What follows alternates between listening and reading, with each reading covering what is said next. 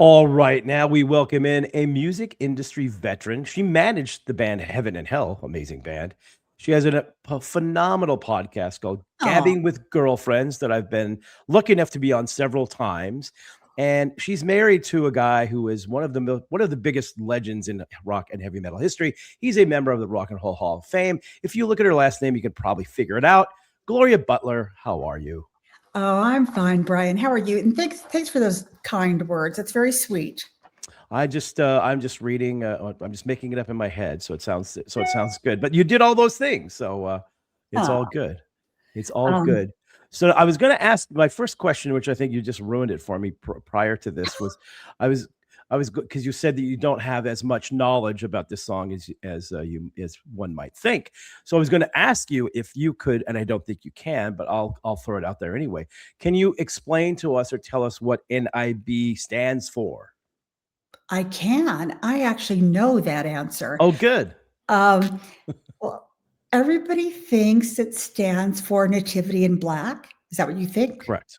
That's Correct, what yes. everybody thinks. And there was far more mysticism with that title than the original title, the real title, which was NIB. The periods were only put between the letters again to make it seem like there is more of an in-depth meaning than nib. Is And nib a word in English?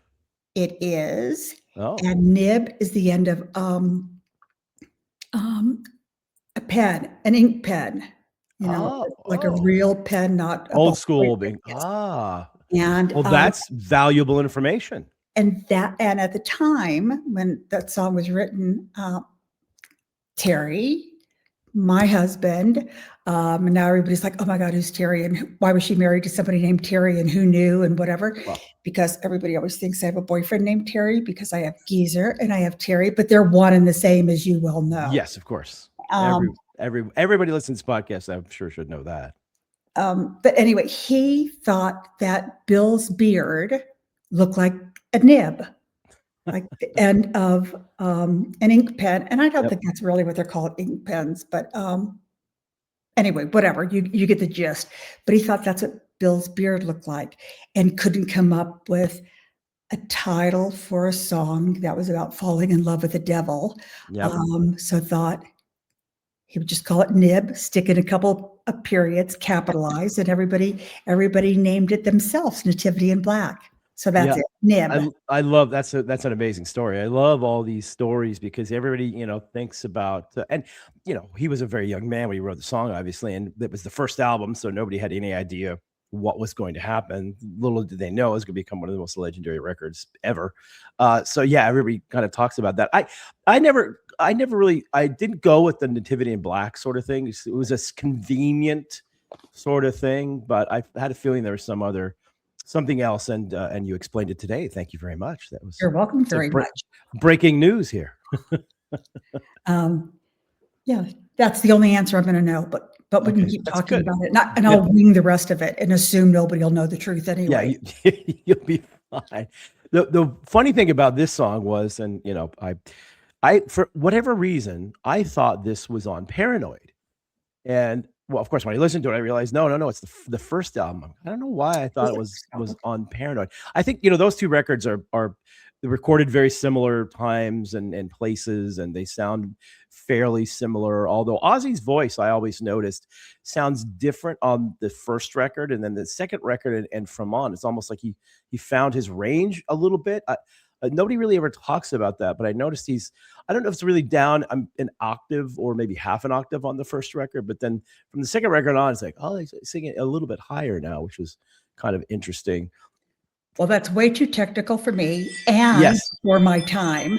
But so is it because of us speaking now that you knew which album it came from, or did you know prior to? Oh, I mean, I always knew, obviously, but I hadn't listened to those records for, a minute or two, and just for some reason, it always struck me that that was on the second record, and then I went to listen to it the other day just to brush up on it before, do some research here, and I was like, "Oh, no, wait, that's on the first record." So, yeah, anyway, Hmm. that's just my foggy brain with all my sinuses going on that, creates these things sometimes, but it's a lot of fun. Uh, yeah, so obviously the first record, for people that don't know, was recorded in like a day.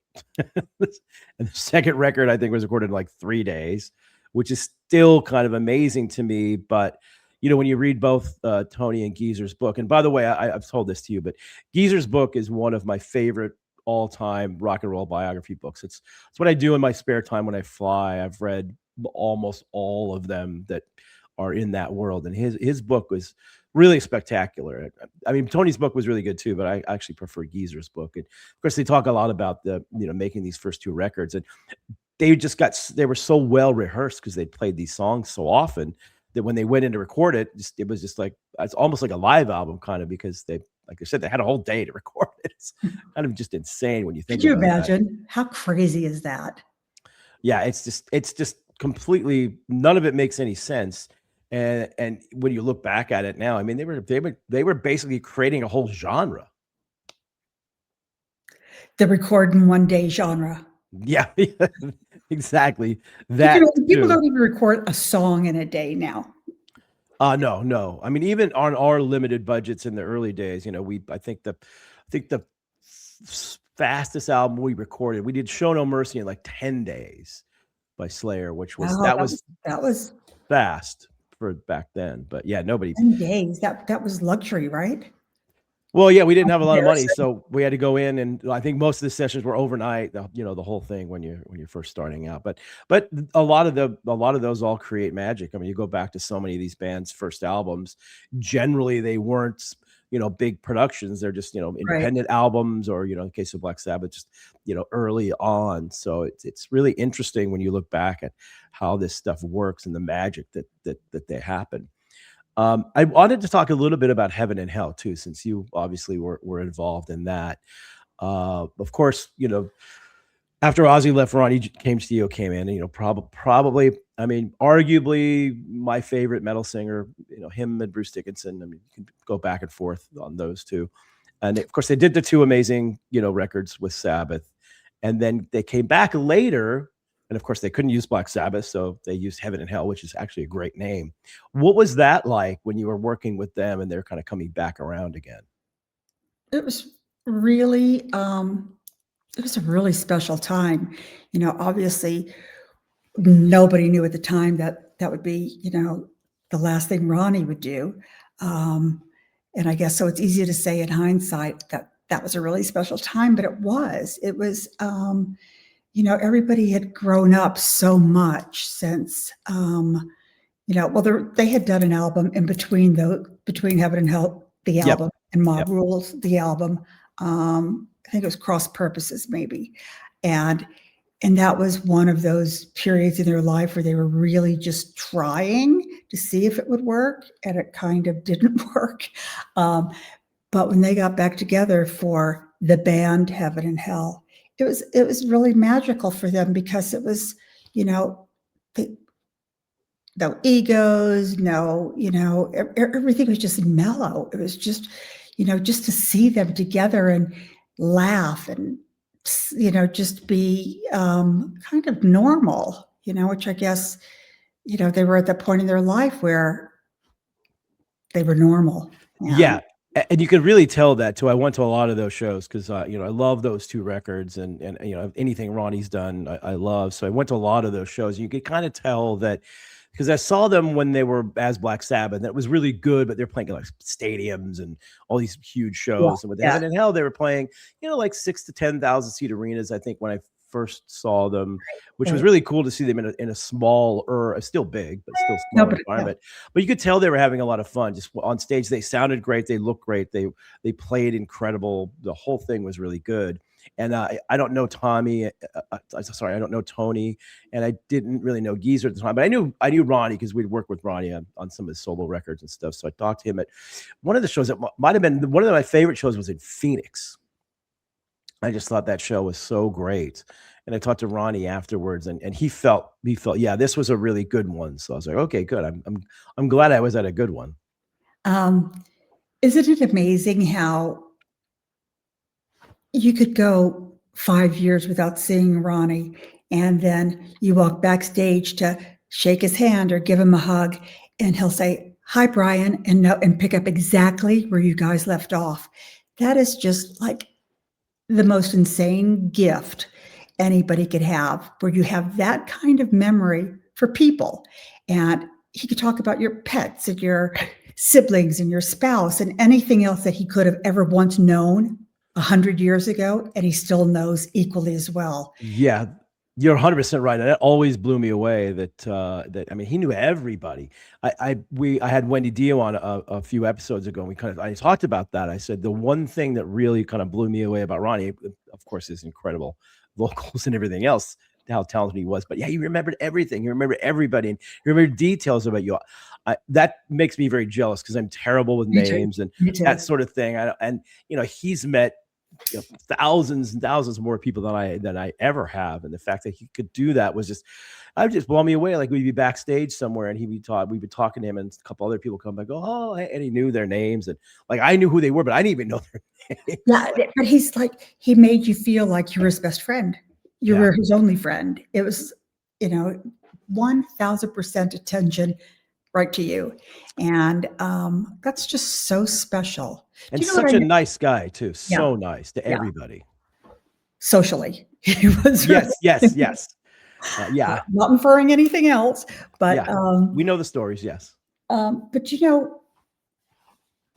what really surprised me, and I didn't know this for years, is how many musicians or vocalists, whatever, but didn't know about the Ozzy era Sabbath till after the Ronnie era Sabbath. Oh Like wow. that was Well, their introduction to Sabbath was with sure. Ronnie, and then thought, oh, and then dug out albums and then discovered Ozzy. Those are obviously the younger Yes. bands, but it's interesting to me because I just yeah. I Yeah, didn't, well, you're right about that. I always forget those sort of things because I'm old. So, of course, Black Sabbath was the second heavy band I ever heard after Deep Purple. But yeah, a lot of people came in the Ronnie era, or even Heaven and Hell, when Heaven and Hell got back together, and came in and went back and listened to this stuff, and then, oh yeah, this guy Ozzy, and yeah, it's really interesting how when people come in, it's interesting because they're doing this podcast, they're talking about different songs, and it depends on if talking to younger people, and they have a different moment in time that they like for a band. Just a quick example was I interviewed my buddy Ron Capps, who's a world champion funny car driver, NHRA guy, and he's about 10 years younger than I am, and we talked about Judas Priest, Victim of Changes. So I go in thinking I'm going to be talking about the studio version because that's the one that I know best. And we start talking, and I realized, no, he's like, no, it's the live version because that's the first Priest record he ever heard. And that's the version of Victim of Changes that he wanted to talk about. He didn't even really know much about the studio version. So I was like, oh, that's really funny. you should go listen to that. It's good. But yeah, I was like, oh, That's interesting. that's right. He came in at a different time. So that makes sense. Yeah, that's really interesting. I think that you just said something that triggered something else, which actually had to do with NIB, and I can't remember what it was now. Anyway, it'll come back to me. Yeah. It always comes and goes. I get it. I can't remember if I ever told you this story, but I don't have very many Geezer stories, but I do have one. No, it's funny. It was I think it was a Foundations Forum, which was this big heavy metal convention we used to do in the late 80s and early 90s. Bob Chiappardi. Yeah, Bob Chiappardi. Can't even believe, just to digress a second, we were just in Palm Springs, and Wendy rode with Terry and I to back to the hotel. And the driver said to Wendy, oh, we met a million years ago. Wendy, who couldn't hear him anyway, said, finally got what was said and said, oh, we did? And he said, yeah, Foundations Forum. I forgot that existed. And this was literally 3 days ago. And so for you to say it now, it's spooky. Okay, go on. It all happened. So we were giving away, they were giving away a Lifetime Achievement Award for Dave Pritchard, who is a member of Armored Saint guitar player who passed away. So they wanted me to give the award with Geezer Butler. So I'm freaked out because I'm like, okay, I'm going to meet this legendary guy for the first time ever and to give this award, which the award thing is fine. I've done that a bunch of times, even back then. But when it came back, we met, whatever, 5 minutes before we're supposed to go on stage. He goes up to me, he goes, "I'm really nervous." I go, "Really? Okay." He was like, "I don't really do these sort of things. I've never done this." I said, "I got you. Don't worry about it. It'll be fine." So he was great, but I was kind of blown away because I was really nervous to meet him, and then he comes up and he was really nervous to present the award. I was like, "Oh, okay." Yeah, Well, he's fine in front of, 100,000 people, but he really isn't good kind of just speaking. He's yeah, fine which behind is that bass. And yeah, I've always heard that. That's why it was really interesting because when like I said, I've read all these autobiographies, and a lot of times the bass player ones aren't the best ones necessarily.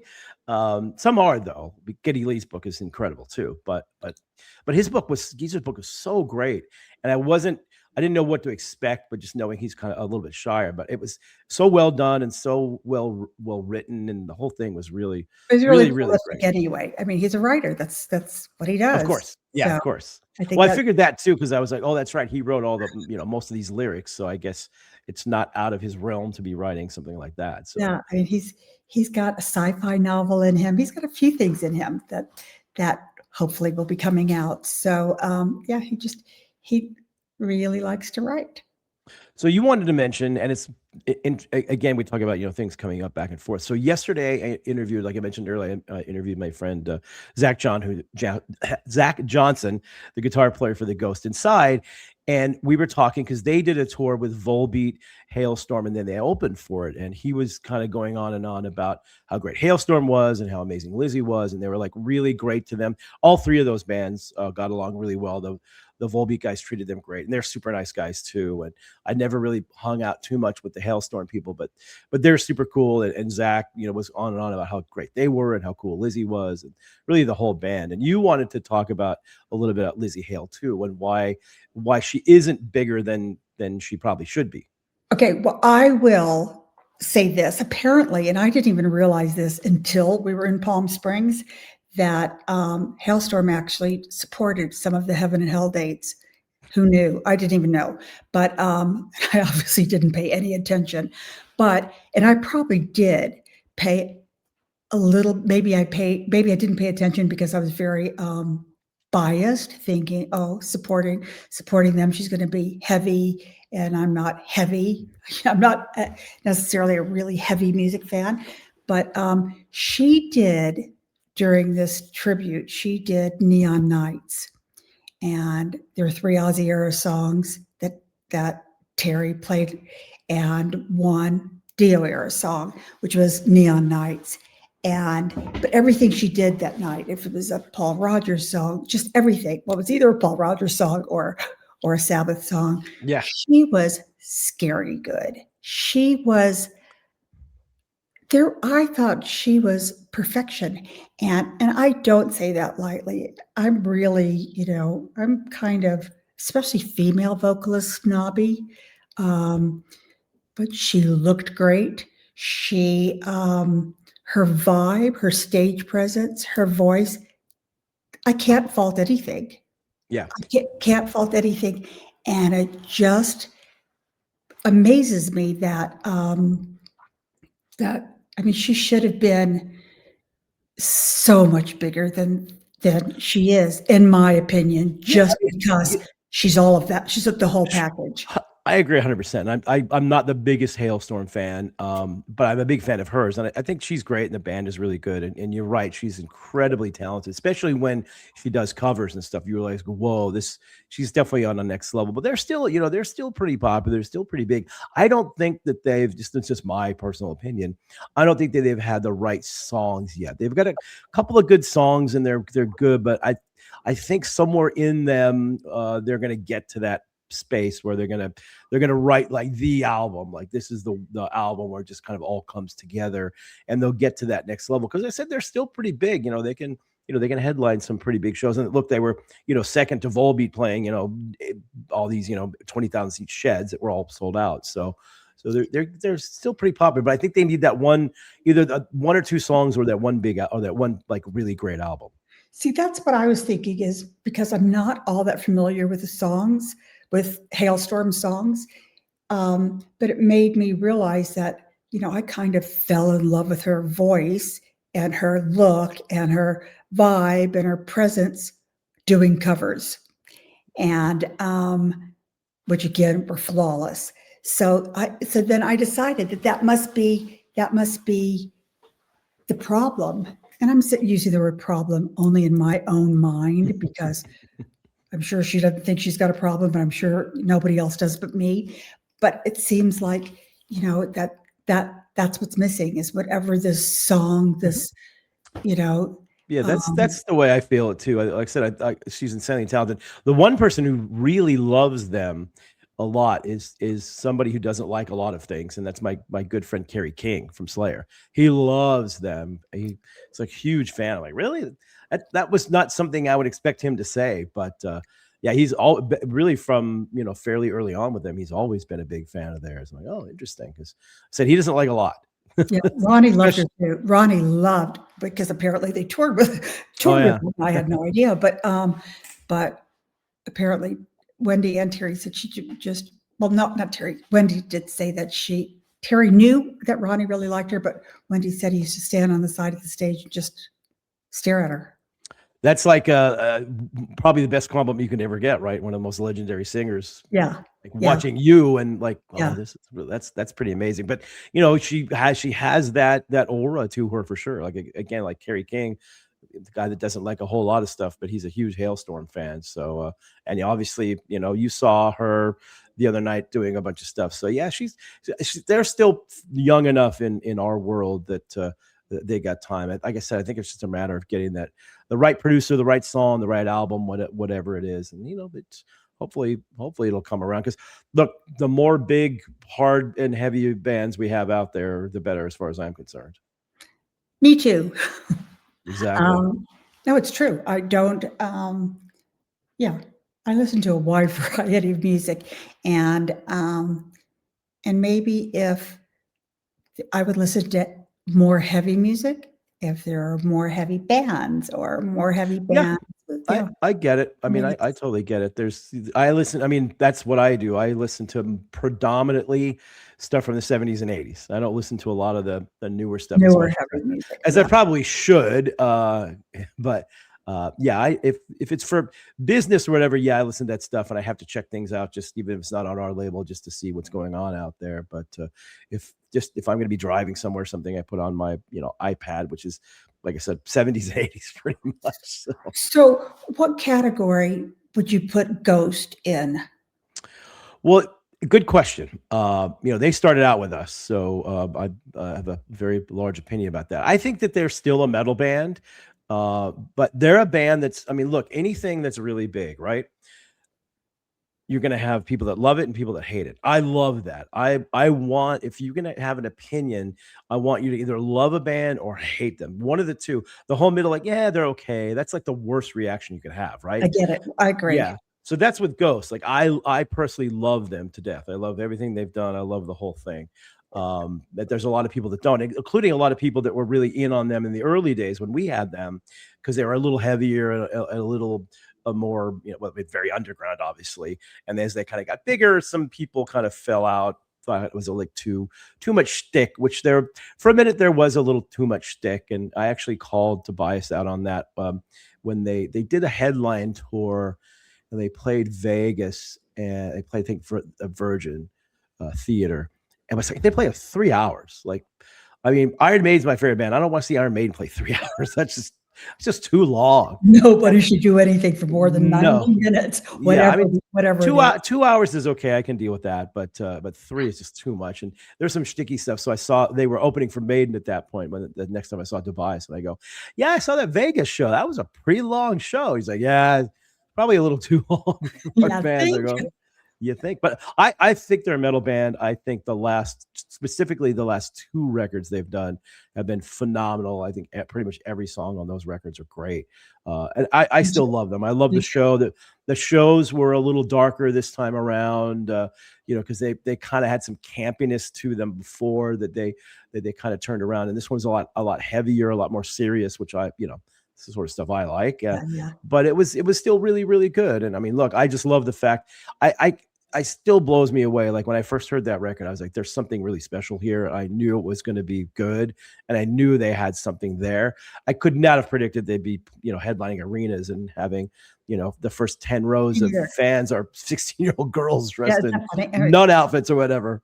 But the internet. But no, I love them, and I think it's great. And I guess they're taking a nice hiatus now for a while. So we'll see what goes on there. I think Tobias was talking about doing one of his like a heavier thing, a side project sort of thing. But we'll see. Oh, Where do you stand on Ghost? love, love, love, love. And I really like, I really, really like the music. And the theatrics of it is always entertaining to me. So when you have good music and good vocals and good not theatrics, but a good visual. I mean, there's just theatrics, in my Yeah. opinion. I didn't see the last tour, any of the shows on the last tour, but when you have that kind of combination, you really can't go wrong, in my opinion, because you're playing to such a vast spectrum of people when you have all those things. And yeah, so I think being girly, the theatrics part of it is so appealing. Is Tobias aware of your love for Ghost? I think so. Yeah, Okay, we've seen him and met him a few times. So yeah, okay, I cool. think so. But Otherwise, I was going to tell him because I'm sure yeah, he'd be very no, happy my to hear husband that. really is. He Okay, really is too. But good. but That's yeah, the right answer. yes, he's loved in this household. Good. Good. So we'll switch it around to what we talk about a lot when I do your podcast, and we talk a lot about Las Vegas, where I live most of my time, and you live part of your time there.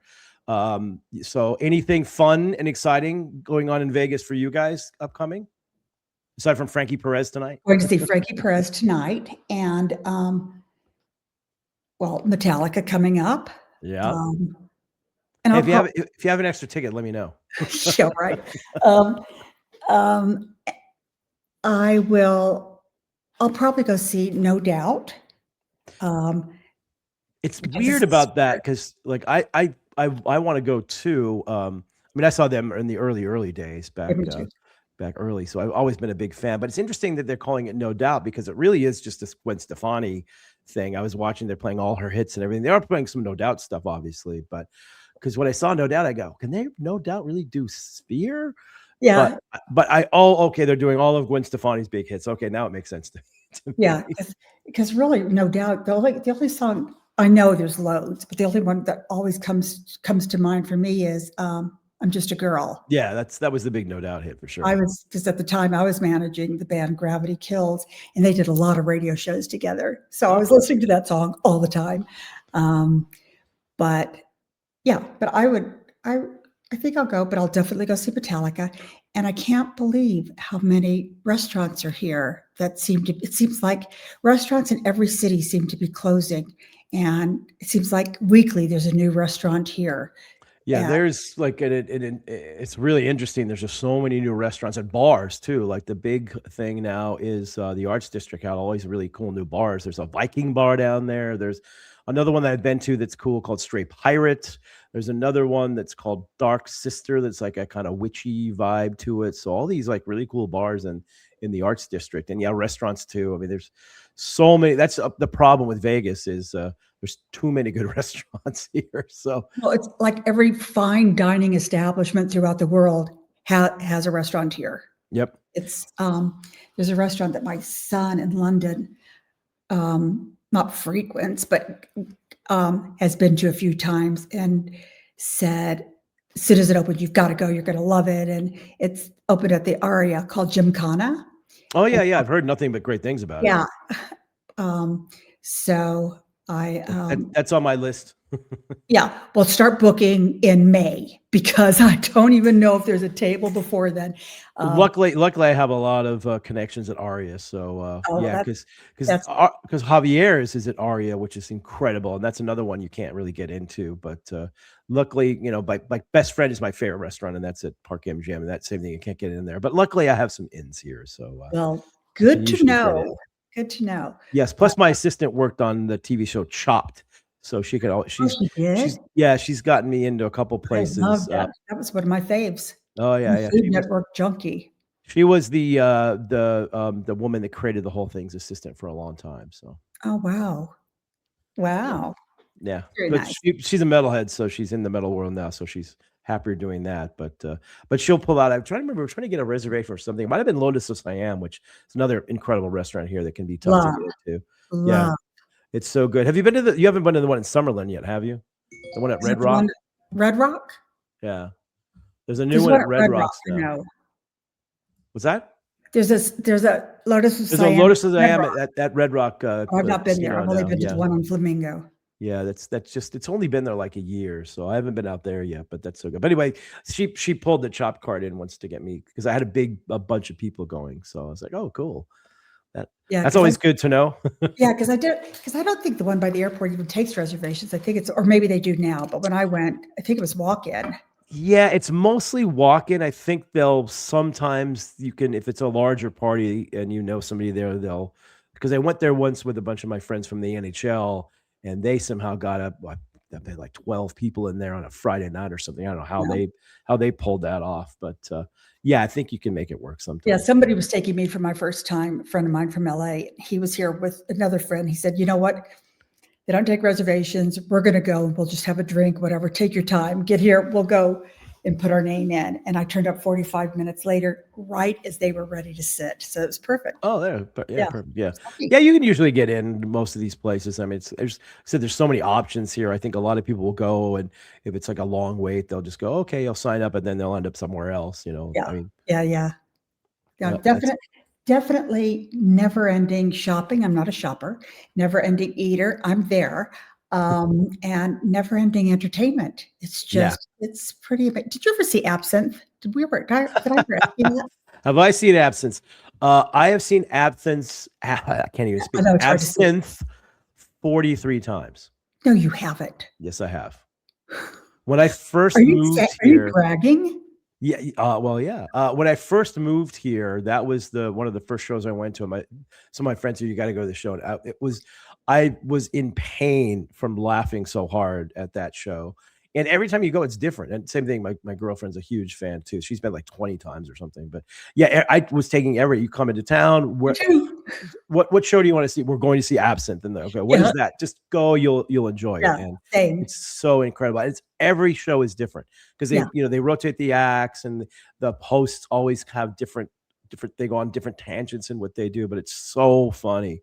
It's The first so time funny. I ever saw it was in Los Angeles, funnily enough. It was I don't even know where, maybe like in the parking lot. Yeah, they did some stuff in LA for a while, yes. So I went there with my friend Risa, whose son played hockey, who you've talked to before, Yep. and she brought Diane Warren and I, and Diane has about as much attention span as I do. So I'm like, we get there and I'm like, how long does this last? And I'm already dreading it because I have to sit someplace and whatever. We didn't want it to end. We were both like, well, all three of us, but Risa had seen it before. She saw it like 2 nights before. We were crying and hurting by time. I mean, it was just the funniest thing ever. So same thing. I have somebody comes into town and I drag him there. And funnily enough, do you know Jane Andrews? Yes. Anyway, she was here and I said, "You've got to go see this." She said, "What is it?" And I said, "I can't really explain it because you can't explain it." No, I'm no. going to It's say, better if you don't explain it, I think. yeah, because you kind of think, is it a Cirque thing meets a burlesque thing meets a comedy thing? You just don't know how to do it. So, Yeah. but anyway, I said, I don't really know how to explain it. If you don't like it, we'll leave. It's no big deal. And then I thought, because I never quite know what her personality's like. You know what I mean? She's kind of Jane. Yeah. And, I don't know her personally, but of course I know who she is. And but we went and she loved it. It's like, no matter who you take, no matter if you think they're going to think it's funny or if you think they're going to think it's disgusting or if you think they're not going to get it, you're wrong. yeah, you just have to make sure that they're not easily offended and then you're good. Yeah. So that Yeah, covers all my friends. yeah, exactly. Same here, thankfully. But yeah, that's the best show. That's the best show. Now that I think about it, I haven't been. We went. I'm trying to. We went like maybe 4 months ago. The first time I'd been for a long time, and it's still just as good as always. I love it. That's fun. Well, we could do this all day, but we have time constraints here, thanks to the Pantheon people. No offense, Pantheon people, but thank you so much for doing this. This is great. Okay, and anytime you want to talk about NIB again, let me know because I have tons to say. Yeah, no, you breaking news. I like it. Oh, I loved this. Thank you so much, Brian, and I look Thank you. forward to our next podcast chat. Yes, and you can't leave yet though because you have to upload your audio. Got it. I get